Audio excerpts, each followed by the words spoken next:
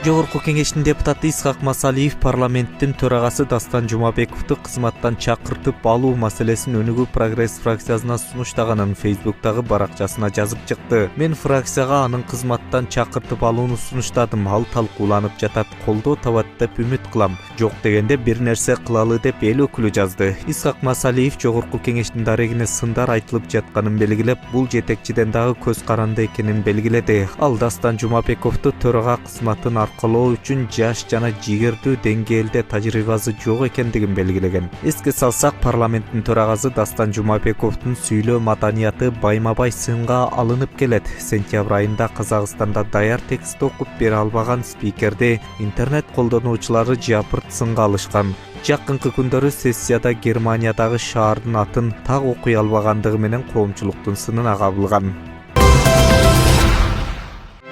Кече Ички иштер министрлигинин ички иликтөө кызматынын кызматкери тарабынан жалпыга маалымдоо каражаттарына чагылдырылган Mercedes үлгүсүндөгү 01 KG578 мамлекеттик номерлүү автоунаанын сүрөтү боюнча кызматтык иликтөө жүргүзүлгөн. Анын алкагында жол коопсуздугун камсыз кылуу башкы башкармалыгынын мониторинг борборунун 2 кызматкери иштен бошотулуп, камакка алынды. Аларга кызмат абалынан кыянаттык менен пайдалануу беренеси боюнча кылмыш иши козголгон.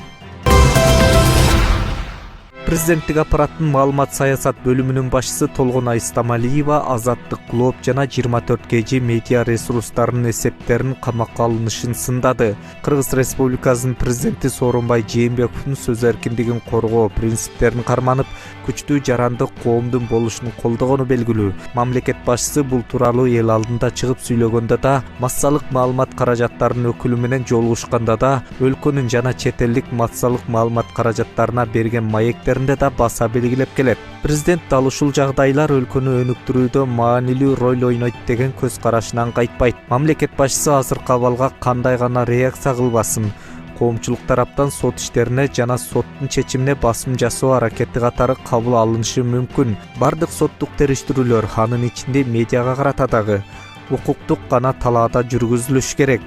Ошого карабастан бул факт ар дайым сөз эркиндигин принциптерин карманып келген президенттин гана эмес, биздин демократиялык өлкөнүн аброюна шек келтирерин так кесеп билдиребиз, деди Толгонай Стамалиева.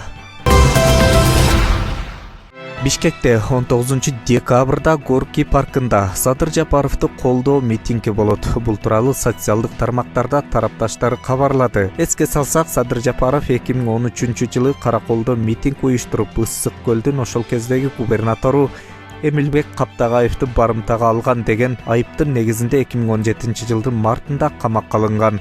2018 жылы июнь айында 11 жыл 6 айга кесилген. Үстүбүздөгү жылы октябрь айында номер 1 түзөтүү колониясында жаза мөөнөтүн өтөп жаткан саясатчы Садыр Жапаров президент Сооронбай Жээнбековдон ырайым сурап кайрылган.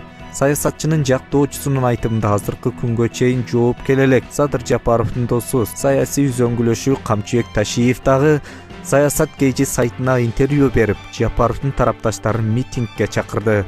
Садыр Жапаровдун акыйкатсыздыкка дуушар болуп түрмөдө отурганы мамлекеттеги бардык жарандарга маалым болуп калды. Элдин аны бошотууну талап кылып чыкканы туура деп эсептейм жана колдойм. Ошондой эле мага бул маселе боюнча кайрылып жаткан мамлекетибиздеги коррупцияга, акыйкатсыздыкка каршы болгон Садырдын акыбалын жакшы түшүнгөндөрдүн баарын колдоп, митингге чыгып берүүгө чакырам. Келип Садырды колдоп бериңиздер деп суранам, деди Камчыбек Ташиев.